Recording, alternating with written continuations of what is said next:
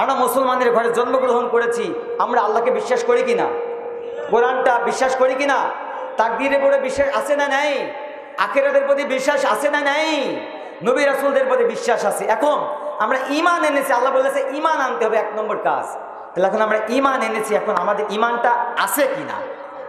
আমরা যখন ওযু করি না নামাজের জন্য, বলেন নামাজের জন্য আমরা ওযু করি, এখন যদি 7টা কাজ আমার দ্বারা হয়ে যায়, ওযুগুলো ভেঙে যায়, ওযু ভঙ্গের কয়েকটা কারণ আছে না নাই? আছে। 7টা কাজ যদি আপনার মধ্যে ঘটে যায়, ওযু ভেঙে যাবে। নামাজে যখন আমরা দাঁড়াই, নামাজ পড়তে পড়তে যদি 19টা কাজ আপনি করেন, আপনার নামাজ ভেঙে যাবে। ওযু ভঙ্গের কারণ যেমন আছে, নামাজ ভঙ্গের কারণ যেমন আছে, রোজা ভঙ্গের কারণ যেমন আছে, হজ ভঙ্গের কারণ যেমন আছে, ঈমান ভঙ্গের কারণ আছে না নাই? আমি একটু আজকে আপডেট আলোচনা করব, একটু নিউ আলোচনা করব, যে আলোচনা আপনারা শুনেছেন না জানি না, আর আমি কোনোদিন করে আজকে ফার্স্ট। ঈমান ভঙ্গের কারণ, আমার আলোচনার সাবজেক্ট ঈমান ভঙ্গের কারণ। বলেন তো কি ভঙ্গের কারণ? নামাজ ভঙ্গের নয়, ওযু ভঙ্গের নয়, রোজা ভঙ্গের নয়, হজ ভঙ্গের নয়, ঈমান ভঙ্গের। কি ভঙ্গের? ঈমান ভঙ্গের কারণ। আল্লাহ বলছে 2টা কাজ করলে জান্নাত। প্রথম কাজ হচ্ছে ঈমান আনতে হবে। আমরা কি ঈমানদার কিনা, যে ঈমান এনেছি, ঈমান আমাদের আছে না নাই, সেটা আজকে আমরা প্রমাণ করি ইনশাআল্লাহ। আমার ভাইয়েরা, ঈমান ভঙ্গের কারণ হচ্ছে 10টি। আমার কথা বুঝে থাকলে আস্তে বলবেন না, জোরে বলবেন। কয়টি? 10টি। 1 নম্বর ঈমান ভঙ্গের কারণ হচ্ছে শিরকে আকবার করা, শিরিক করা। কি করা বলেন তো? শিরিক করা। কেউ যদি শিরিকের গুনাহ করে, তার ঈমান ভেঙে যাবে। কি ভাঙবে? ঈমান ভেঙে যাবে। শিরিক কি? আল্লাহ যেটা পারে অন্য কেউ সেটা পারে, এটা মানা ভাবাটাই হচ্ছে শিরিক। কথা বলেন ঠিক না? আমার ভাইয়েরা, আল্লাহর সমতুল্য কেউ আছে? দ্বিতীয় কোনো আল্লাহ আছে? আমার ভাইয়েরা, দ্বিতীয় কোনো আল্লাহ নাই, আল্লাহর শরীক সমতুল্য কেউ নাই। এটা আমি এইসেম ইব্রাহিমের কথা নয়, আল্লাহ রাব্বুল আলামিন কুরআনুল কারীমের মধ্যে বলছেন। যারা পারেন আমার সাথে পড়েন, আউযু বিল্লাহি মিনাশ শাইতানির রাজীম, বিসমিল্লাহির রহমানির রহিম, কুল হুয়াল্লাহু আহাদ। আল্লাহ রাব্বুল বলছেন কুল হুয়াল্লাহু আহাদ, আল্লাহ এক, অদ্বিতীয়, অমুখাপেক্ষী, আল্লাহর সমতুল্য কেউ নেই। এই সূরা আমরা জানি না? বলেন সূরা ইখলাস জানেন? সূরা ইখলাসের মধ্যে আল্লাহ বলছে যে আল্লাহ এক, অদ্বিতীয়, তার সমতুল্য, তার সমকক্ষ কেউ নাই। তিনি কাউকে জন্ম দেননি এবং তিনাকেও কেউ জন্ম দেয়নি। আল্লাহ এক। কেউ যদি ভাবে আল্লাহ যেটা পারে অন্য কেউ সেটা পারে, এটা হচ্ছে শিরিক। এটা কি? শিরিক করা যাবে? কোনো ব্যক্তি যদি শিরিক করে, তার ঈমান ভেঙে যাবে। কি ভাঙবে? ঈমান ভাঙবে। ঈমান যদি না থাকে, জান্নাতে কিন্তু যেতে পারবেন না। এজন্য শিরিক করা যাবে? শিরিক করা যাবে না। শিরিক করো না, বেদাত করো না, আল্লাহ ছাড়া কারো কাছে মাথা নত করো না। শিরিক করো না, বেদাত করো না, আল্লাহ ছাড়া কারো কাছে মাথা নত করো না। পীরের পূজা, গোড়ের পূজা ইসলামেতে নাই, তবু মানুষ আল্লাহ ছাড়া মাথা যেন আই, আছে না নাই? পীরের পূজা, গোড়ের পূজা ইসলামেতে নাই, তবু মানুষ আল্লাহ ছাড়া মাথা যেন আই। শিরিক করো না, বেদাত করো না, আল্লাহ ছাড়া কারো কাছে মাথা নত করো না। শিরিক করো না, বেদাত করো না, আল্লাহ ছাড়া কারো কাছে মাথা নত করো না। আমার ভাইরা, জান্নাতে যদি যেতে চান, শিরিক করা যাবে না। ঈমান ভঙ্গের 1 নম্বর কারণ হচ্ছে শিরিক। বলেন তো কি? 2 নম্বর ঈমান ভঙ্গের কারণ হচ্ছে আল্লাহর সাথে, আল্লাহকে পাওয়ার জন্য কোনো ভায়া ব্যবহার করা, কোনো মাধ্যম ব্যবহার করা। কেউ যদি আল্লাহকে পাওয়ার জন্য কোনো ভায়া ধরে, কোনো মাধ্যম ধরে, অর্থাৎ বাবা ধরে, পীর ধরে, হক্কানি পীর না, ভণ্ড পীর যদি ধরে, কোনো ভায়া যদি ধরে, তাহলে যদি কেউ মনে করে যে অমুক দরবারে না গেলে মনে হয় আল্লাহকে পাবো না, অমুক খানকায় না গেলে মনে হয় আল্লাহকে পাবো না, যে কেউ যদি খানকায় যায়, কোনো ভায়া ধরে, তাহলে তার ঈমান থাকবে না। কথা বলেন ঠিক কিনা? আল্লাহকে পেতে হলে কোনো ভায়া লাগবে না। আল্লাহ সমস্ত সময় আপনার আমার সাথে আছে। কথা বলেন ঠিক কিনা? ঈমানদার সবসময় ঈমানদারের মনের মধ্যে কাজ করে, আল্লাহ আমাকে দেখছে। কথা বলেন ঠিক কিনা? এই জন্য আল্লাহকে পাবার জন্য কোনো ভায়া লাগবে না আমার ভাইয়েরা, কোনো বাবা লাগবে না, আল্লাহ আপনার সাথে সব সময় আছে। 3 নম্বর ইমান ভঙ্গের কারণ হচ্ছে পৃথিবীতে যত জমিন আছে, যত জমিনে, পৃথিবীর জমিনে যত ধর্ম আছে, কোনো মুসলমান কোনো ইমানদার যদি বলে যে ওই ধর্মের লোক কাজটা ঠিকই করছে, ওই ধর্মের লোক ঠিকঠাক আছে, সমস্যা নাই, ওরা যে কাজটা করলো ঠিকই আছে, ওদের ধর্মটা ঠিকই আছে, কোনো সমস্যা নাই, কেউ যদি এই কথা বলে তাহলে তার ইমান ভেঙে যাবে। বলেন তো কি ভাঙবে? মানে হিন্দুরা যে মূর্তি পূজা করছে, আমরা মুসলমান যারা ইমানদার সেও যদি বলে যে হিন্দুরা যে মূর্তি পূজা করছে ঠিক আছে, ওদের ধর্ম ওরা করছে, সমস্যা নেই, ভালো কাজ। খ্রিস্টানরা যে গির্জায় যে নমো করছে, এটা যদি কেউ বলে যে ঠিক আছে ওদের কাজ ওরা করে যাচ্ছে, তাহলে তার ইমান ভেঙে যাবে। কথা বলেন ঠিক কিনা? আমার ভাইয়েরা, আল্লাহ রাব্বুল আলামিন কুরআনুল কারীমের 3 নম্বর সূরাতুল ইমরানের 19 নম্বর আয়াতের মধ্যে বলছেন, ইন্নাদ দীনা ইনদাল্লাহিল ইসলাম, আল্লাহর কাছে মনোনীত দিন হচ্ছে ইসলাম। জোরে বলেন কি? ইসলাম। ইসলাম কোড অফ লাইফ, ইসলাম একটা পরিপূর্ণ জীবন ব্যবস্থা। ইসলাম কি ব্যবস্থা বলেন? পরিপূর্ণ জীবন ব্যবস্থা। ইসলামের মধ্যে সব আছে। ইসলাম নাই যেখানে শান্তি নাই সেখানে। কথা বলেন ঠিক কিনা? সেটা খ্রিস্টান হোক, বৌদ্ধ হোক, নাচারা হোক, হিন্দু হোক, সে যে ধর্মের লোকই হোক না কেন, যতই ভালো কাজ করুক না কেন, কোনো কাজ আল্লাহর কাছে কবুল হবে না। কথা বলেন ঠিক কিনা? ইসলাম নাই যেখানে শান্তি নাই সেখানে, ইসলাম যেখানে শান্তি সেখানে। কথা বলেন ঠিক কিনা? ইসলাম ধর্মের কোনো মানুষ যদি বলে ওর কাজগুলো ভালোই করছে, ওরা তো ভালো কাজই করছে, তাহলে এই কথা বললেই তার ইমান ভেঙে যাবে। ইসলাম যেখানে শান্তি সেখানে। সম্মানিত উপস্থিতি, ছোট্ট একটা উদাহরণ দিই, বুঝবেন। মনে করেন আমাদের এই মায়ার বাজারে একটা মানুষের 4টা দোকান আছে। কয়টা দোকান? 4টা দোকান। আমি বোঝাবো। ইসলাম যেখানে শান্তি সেখানে। মুদি দোকানের মালিক একজন চাকর রেখেছে। চাকর রাখে না বলেন? দোকানে কিন্তু চাকর রাখে, কাজের লোক রাখে। যে কাজের লোক রেখেছে, কাজের লোকের নাম হচ্ছে ইসলাম। বলেন নামটা কি? ইসলাম। দোকানের মালিক যে, এই মালিকের একটা মেয়ে আছে, যুবতী, মেয়েটার নাম হচ্ছে শান্তি। বলেন নাম কি? শান্তি। শান্তি মাঝে মাঝে মুদি দোকানে সদাই নেওয়ার জন্য মুদি দোকানে আসে। এই মাঝে মাঝে আসা যাওয়াতে ইসলামের সাথে একটা সম্পর্ক হয়েছে, নাম তার প্রেম। বলেন তো কি? প্রেম হয়েছে। কোন কায়দায় দোকানের মালিক শান্তি আর ইসলামের মধ্যে যে প্রেম ভালোবাসাটা হয়েছে এটা সে বুঝে ফেলেছে। এবার বলেন দোকানের মালিক কি ওকে দোকানে রাখবে? বলেন রাখবে? রাখবে না। ওকে মার দিয়ে দোকান থেকে বের করে দিয়েছে। ইসলাম হলিধানি বা ডাকবাংলা স্ট্যান্ডে গিয়ে শান্তিকে ফোন করছে, হ্যালো শান্তি। যে কি? বল শান্তি, তোমার বাবা তো আমাকে তোমাদের দোকান থেকে বের করে দিয়েছে, তুমি কি আমার সাথে যাবা না থাকবা? কথা বলেন আছে না নাই? নারী পুরুষ কথা বলে কিনা? এই যে কালকে রাতে দেখবেন কি অবস্থা হয়।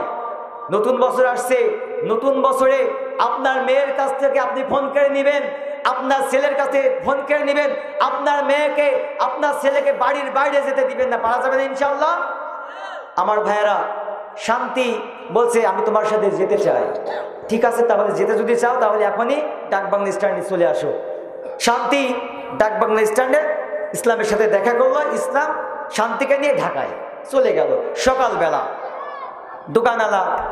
দোকানের মালিক দোকান খুলছে। দোকান খুললে কান্নাকাটি করছে, আমার শান্তি কোথায়, আমার শান্তি কোথায়, আমার শান্তি কোথায়, আমার শান্তি কোথায়। এভাবে যখন কান্না করছে, পাশের দোকানে এরা বলছে, ভাই কাঁদছেন কেন? তো বলছে, ভাই আমার শান্তি যে নাই, শান্তি কোথায় যেন চলে গেছে, খুঁজে পাচ্ছি না। তো পাশের দোকানের মালিক বলছে, ভাই আপনার দোকানে যে কাজের লোক গতকালকেও দেখলাম, ইসলাম কোথায়? ও বলছে, ও আমার মেয়ের সাথে সম্পর্ক করছিল, ওকে মেরে কালকেই দূর করে দিয়েছি। তা বলছে, আরে পাগল, তোর মতন বোকা আমি দেখি নাই, তোমার মতন বোকা আমি দেখি নাই। আর ইসলাম নাই যেখানে শান্তি নাই সেখানে, খোঁজ নিয়ে ভালো করে দেখো, ইসলাম যেখানে শান্তি সেখানে। কথা বলেন ঠিক কিনা? ইসলাম বাদে আপনি যতই শান্তি খোঁজেন না কেন, শান্তি আপনার কপালে জুটবে না। কথা বলেন ঠিক কিনা? আমার ভাইয়েরা, জান্নাতে যেতে হলে 1 নম্বর কাজ হচ্ছে ঈমান আনতে হবে। তা ঈমান ভঙ্গের 3 নম্বর কারণ হচ্ছে যে অন্য ধর্মের মানুষের ভালো কাজ করছে, এটা ভালো কাজ, এটা বললেই ঈমান ভেঙে যাবে। 4 নম্বর 4 নম্বর হচ্ছে আল্লাহ এবং আল্লাহর নবী মুহাম্মদ সাল্লাল্লাহু আলাইহি সাল্লামের আদর্শ যদি কারো কাছে ভালো না লাগে, আদর্শ বাস্তবায়নের জন্য যদি কেউ কাজ না করে, তাহলে তার ঈমান ভেঙে যাবে। কথা বলেন ঠিক কিনা? আল্লাহ রাসূল সাল্লাল্লাহু আলাইহি সাল্লামের আদর্শ গড়ার আন্দোলন যদি কেউ না করে, আল্লাহ রাসূল সাল্লাল্লাহু আলাইহি সাল্লাম যে পথ, যে পন্থা আমাদেরকে দেখাই গেছে, এই পন্থা পথ যদি আমরা এই পন্থা পথ কোরআনের রাজ এই সমাজে কায়েম করার জন্য চেষ্টা না করি, তাহলে যতই আমরা নামাজ পড়ি, কালাম পড়ি, রোজা রাখি, হজ করে জাকাত দিই, কোনো নামাজ, রোজা, হজ, জাকাত কবুল হবে না। কথা বলেন ঠিক কিনা? আমার ভাইয়েরা, আপনি নামাজ পড়ছেন, রোজা রাখছেন, হজ করছেন, জাকাত দিচ্ছেন, কিন্তু রাসূলের আদর্শ সমাজের মধ্যে কায়েম হবে, কোরআনের রাজ সমাজের মধ্যে কায়েম হবে, ওমরের মতন শাসক শাসন করবে, কোরআনের শাসন চালু হয়ে যাবে। আপনি এটা যতক্ষণ চাইবেন না, ততক্ষণ পর্যন্ত আপনার ঈমানও থাকবে না। কথা বলেন ঠিক কিনা? আর ঈমান না থাকলে জান্নাতেও যেতে পারবেন না। আমার ভাইয়েরা, আমি গত কয়েকদিন আগে একটা জরিপ দেখলাম, বাংলাদেশের জরিপের মধ্যে এমন বলা হয়েছে, বাংলাদেশে 100% মানুষের মধ্যে 14% মানুষ চায় যে আল্লাহর দ্বীন আল্লাহ জমিনে প্রতিষ্ঠিত হোক, রাসূলের আদর্শ এই বাংলার জমিনে প্রতিষ্ঠিত হোক, ছেয়ে যাক। আর 96% মুসলমান এটা চায় না। আমাকে আপনাকে যদি পরীক্ষা করা হয়, আমার আপনার মধ্যে কিন্তু আমি আপনি কিন্তু ওই 96%-এর মধ্যে আছি। কথা বলেন ঠিক কিনা? আমাদের ঈমান কিন্তু নাই, আর ঈমান না থাকলে কিন্তু জান্নাত পাওয়া যাবে না। কথা বলেন ঠিক কিনা? আমার ভাইয়েরা, ঈমান ভঙ্গের 5 নম্বর কারণ, ঈমান ভঙ্গের কয় নম্বর কারণ? 5 নম্বর কারণ হচ্ছে আল্লাহ ও নবীর আদেশ ও নিষেধকে কেউ যদি বলে না এটা হলো না, বেশি হয়ে গিয়েছে, না কম হয়ে গেল, নামাজ 5 ওয়াক্ত 4 ওয়াক্ত হলে ভালো হতো, রোজা 30 দিন থাকার কি দরকার, 15 দিন হলে তো ভালোই হতো, এমন লোক আছে না? নাই। 20 মণ ধানে 1 মণ ধান দেওয়া লাগবে, কি দরকার, বেশি হয়ে গেল। এই যে কেউ যদি আল্লাহ তাআলার যে আদেশগুলো করেছে, যে নিষেধগুলো করেছে, এইগুলো কম হয়ে গেল, বেশি হয়ে গেল, না এটা হয় না, আর তো পারা যায় না, এইগুলো যদি কারো মুখ দিয়ে বেরোয়, তার ঈমান ভেঙে যাবে। কথা বলেন ঠিক কিনা? আমার ভাইয়েরা, এই কথা কোনো সময় বলা যাবে না যে আর পারছি না, আর হলো না, এত হয় নাকি, হিন্দুরাই তো ভালো, সারাদিন রোজা থাকে, ভাত খায় না, তাছাড়া সব খায়, এমন হলে তো ভালোই হতো। এই কথাও যদি কেউ বলে, তার ঈমান ভেঙে যাবে। আর ঈমান না থাকলে জান্নাতে যাওয়া যাবে না। কথা বলেন ঠিক কিনা? আমার ভাইয়েরা, এরপর আপনার 6 নম্বর ঈমান ভঙ্গের কারণ হচ্ছে কেউ যদি মনে করে শরীয়তের বিষয়, সুন্নাত, মুস্তাহাব যে বিষয়গুলো আছে, সুন্নাত বিষয়গুলা, এইগুলো নিয়ে যদি কেউ অট্টহাসি করে, কেউ যদি অট্টহাসি করে যে বড় হুজুর হয়েছে, পাঞ্জাবি গাইতে যাচ্ছে, হ্যাঁ এমন আছে না? বলেন, একটা লোক মনে করেন আজকের মাহফিলে আসলো, মাহফিলে এসে হুজুরদের মুখে কথা শুনে এরপর আগামীকাল থেকে জুব্বা, এরপরে টুপি, পাঞ্জাবি, আতর, সেন্ট এইগুলো মেরে প্রতিদিন নামাজে যাচ্ছে। আর বাজারে কিছু লোক কিন্তু বলবে, ও বাবা বড় হুজুর হয়েছে। কতক্ষণ? হ্যাঁ, টিটকারি যদি কেউ করে, তাহলে তার ঈমান থাকবে না। কথা বলেন ঠিক কিনা? টিটকারি করার লোক আছে না? নাই, আছে। নামাজে কিছু লোক, নামাজে দাওয়াত দেওয়া হয়, কবুল ঠিকই করে, ও ইমাম সাহেব আর মুসল্লিদের ভয়ে মসজিদে যায় না, না জানে কি বলে আজ। কথা কন, বাবা বড় নামাজি হয়েছে, হ্যাঁ নামাজ পড়তে চলে, বাহ, এমন লোক আছে না? বলেন, ও যত ইসলামী আন্দোলন করুক, যতই মসজিদের ইমাম খতিব হোক দেখা ধরুন, ঈমান নয়। কথা বলেন ঠিক কিনা? আমার ভাইয়েরা, এই কাজটা করা যাবে না, এই কাজ করা যাবে না। ঈমান ভঙ্গের 7 নম্বর কারণ হচ্ছে ইসলামের শত্রুদেরকে সাপোর্ট করা। কাদেরকে? জোরে বলবেন, ইসলামের শত্রুদেরকে। কাদেরকে? ভয় পাচ্ছেন নাকি যে ইসলামের শত্রু বললে না জানি এখন নাকি কিছু না বল, কালকে সকালে যদি ধুলাই দেয়, ভয় করছে? ইসলামের শত্রুদেরকে যদি কেউ সাপোর্ট করে, তার ঈমান ভেঙে যাবে। ইসলামের শত্রু কি কোনো সময় চাইবে যে আল্লাহর দ্বীন আল্লাহ জমিনে প্রতিষ্ঠিত হোক, এই সমাজ থেকে সুদ দূর হয়ে যাক, ঘুষ দূর হয়ে যাক, জেনা দূর হয়ে যাক, এই বিরাকের টাকা দূর হয়ে যাক, জমি বন্ধক দূর হয়ে যাক? এটা চাইবে? বলেন, চাইবে না। কারণ কি? তার রমরমা ব্যবসা যে হবে না। আর ওরা চাইবে কি? মানুষের মন গড়া আইন এবং কানুন এই বাংলার জন্য প্রতিষ্ঠিত হোক, আমরা সুদ, ঘুষ, জেনা, ব্যভিচার যেটা করে যাচ্ছি, এটা করেই যায়। কথা বলেন ঠিক কিনা? এই ইসলামের শত্রুদেরকে যারা সাপোর্ট করবে, তাদের সাথে যারা কাজ করবে তাদের ঈমান নাই। কথা বলেন ঠিক কিনা? ঈমান মানে কি? আল্লাহর উপর বিশ্বাস। আল্লাহর উপর যদি বিশ্বাস থাকে কারো, সে কোনো খারাপ কাজ করতে পারবে? বলেন, কোনো খারাপ কাজ করতে পারবে না। আমার ভাইয়েরা, এজন্য ইসলামের শত্রুদেরকে সাপোর্ট করা যাবে না। সাপোর্ট করতে হবে তাদেরকে যারা আল্লাহর দ্বীন আল্লাহর জমিনে প্রতিষ্ঠিত করে আন্দোলন করছে, যারা চায় কোরআন দিয়ে বাংলাদেশটা চলুক, ওমরের মতন শাসক কোরআন দিয়ে বাংলাদেশের শাসন করুক। কথা বলেন, তাদেরকে সাপোর্ট করতে হবে। কথা বলেন ঠিক কিনা? আপনি যতই নামাজ পড়েন 5 ওয়াক্ত জায়গায় 6 ওয়াক্ত, রোজা 30 দিনের জায়গায় 60 দিন যদি রাখেন, কুরবানি একটা জায়গায় 2 দিন 3 দিনই কুরবানি দেন, আপনি যদি আপনার মনের মধ্যে এই তামান্না থাকে যে আল্লাহর দ্বীন আল্লাহর জমিনে প্রতিষ্ঠিত হোক, এই আন্দোলন যদি আপনি না করেন, আর এই আন্দোলন যারা করে তাদেরকে যদি আপনি সাপোর্ট না করেন, আপনি যতই নামাজ রোজা হজ যাকাত করেন না করো, জান্নাত আপনার কপালে লিখবে না। কথা বলেন ঠিক কিনা? আমার ভাইয়েরা, আব্দুল্লাহ বিন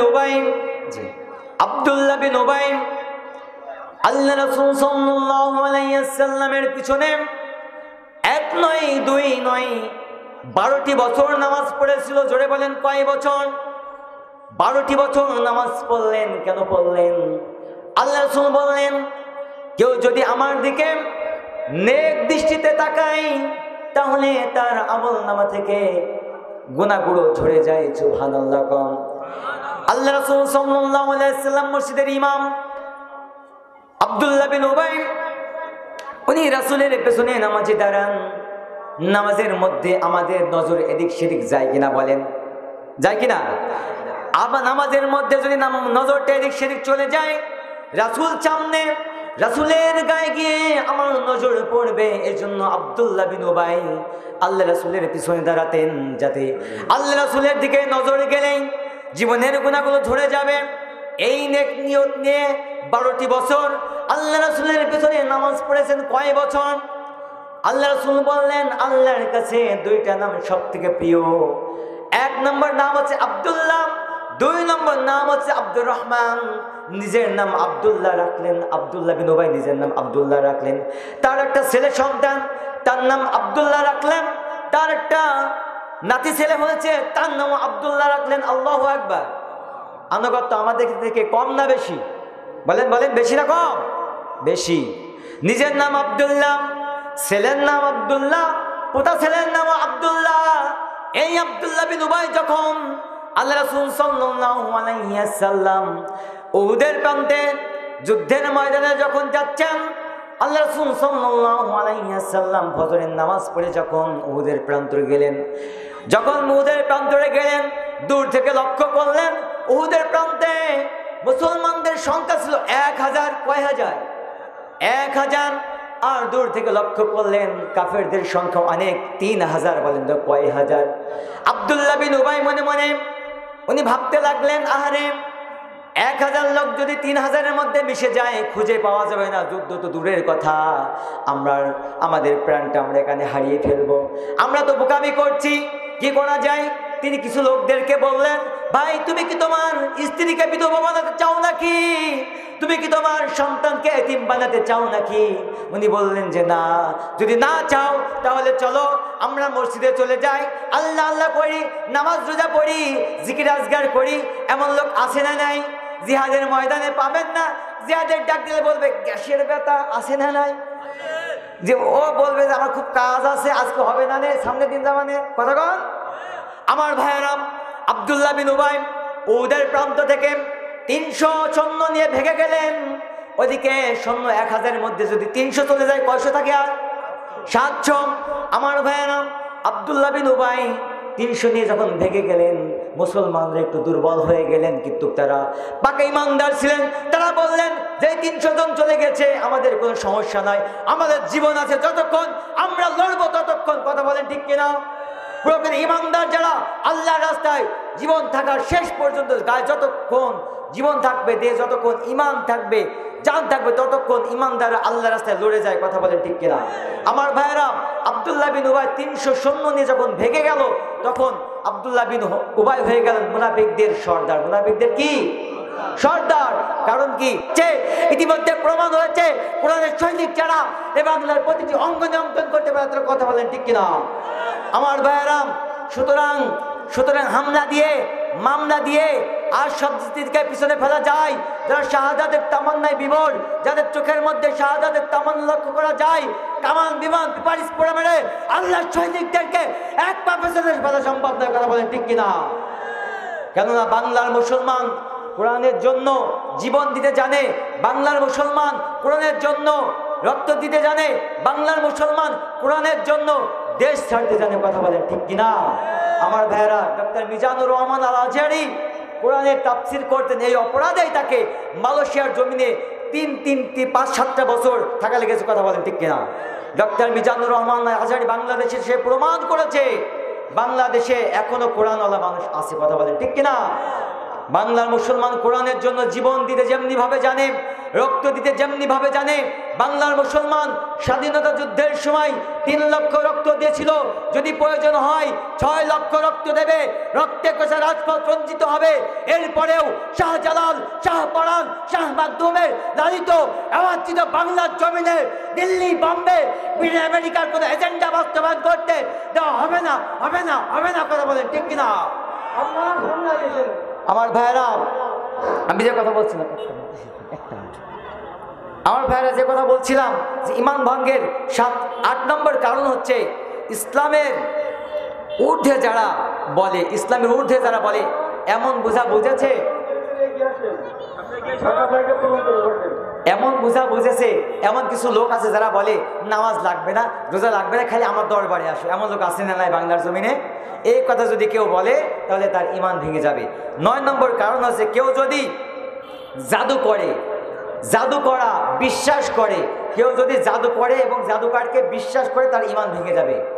10 নম্বর কারণ হচ্ছে দিনের ব্যাপারে কেউ যদি বেখেয়াল থাকে। 10 নম্বর কারণ, দিনের ব্যাপারে কেউ বেখেয়াল। ও মুসলমানের ঘরে জন্মগ্রহণ করেছে, ও কিন্তু হুঁশই নেই যে নামাজ পড়তে হয়, কোনোদিন নামাজ পড়ে না, আসে না নাই, শুক্রবারেও আসে না, রমজান মাসেও আসে না, ও জানাজার নামাজও পড়ে না, ও ঈদের নামাজও পড়ে না। দু একটা আসে না বলেন? এই যে যার হুঁশ নাই, এই হুঁশ আল্লাহ ব্যক্তিদের ইমানও নাই, আর যার ইমান নাই তার কপালে জান্নাতও নাই। কথা বলেন ঠিক কিনা? এই 10টা গুণ কারোর মধ্যে যদি থাকে বুঝতে হবে তার ইমান নাই। এখন বুকে হাতে চিন্তা করেন এই 10টা গুণ আমার আপনার মধ্যে আছে কিনা। 1 মিনিটে আমি 10টা গুণ এক নজরে বলছি। 1 নম্বর গুণ হচ্ছে কেউ যদি শিরিক করে, 1 নম্বর। 2 নম্বর যদি কেউ আল্লাহকে পাওয়ার জন্য ভায়া ধরে। 3 নম্বর কেউ যদি মনে করে যে এই ইসলামের মধ্যে এটা একটু বেশি হয়ে গেল, এটা একটু কম হয়ে গেল, এটা এমন হওয়া দরকার, এই মন্তব্য যদি কারো থাকে তার ইমান থাকবে না। 4 নম্বর হচ্ছে আল্লাহ তাআলা এবং নবীর আদর্শকে বাস্তবায়ন করার আন্দোলন যদি কেউ না করে তার ইমান থাকবে না। 5 নম্বর হচ্ছে কেউ যদি আল্লাহ ও নবীর আদেশকে নিয়ে কটূক্তি করে, মানে হাসি ঠাট্টা করে, তাহলে তার ইমান থাকবে না। 6 নম্বর হচ্ছে শরিয়াতের কোনো বিষয় সুন্নাতগুলো নিয়ে কেউ যদি বেশি বাড়াবাড়ি এবং ছাড়াছাড়ি করে তার ইমান থাকবে না। এরপরে 8 নম্বর হচ্ছে ইসলামের উপরে যারা চলে তাদেরকে নামাজ, রোজা, হজ, যাকাত থেকে যারা বিরত আছে তাদের ইমান থাকবে না। 9 নম্বর কেউ যদি জাদুকে বিশ্বাস করে এবং জাদু করে তার ইমান থাকবে না। 10 নম্বর দিনের ব্যাপারে যদি কেউ বেখেয়াল থাকে তার ইমান থাকবে না। সম্মানিত উপস্থিতি।